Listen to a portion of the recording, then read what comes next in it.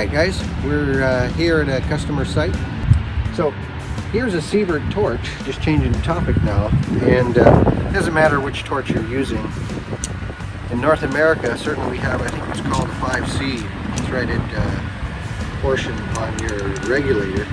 And what you want to do is, you'll notice this is a typical propane that you would use on your barbecue. And on the barbecue you're using the outside thread, but if you look carefully on the inside, there's an inside thread, and that inside thread is a left-hand thread, which means it's opposite to righty-tighty, lefty-loosey. So what you want to do is get it in and then turn it to the left, which is actually tightening the thread. So that's something to keep in mind when you're working on this. And it doesn't have to be super tight, but I like to get it in a little bit tighter, maybe with one or two, just get it, make sure that we're on there, okay? And that should do it.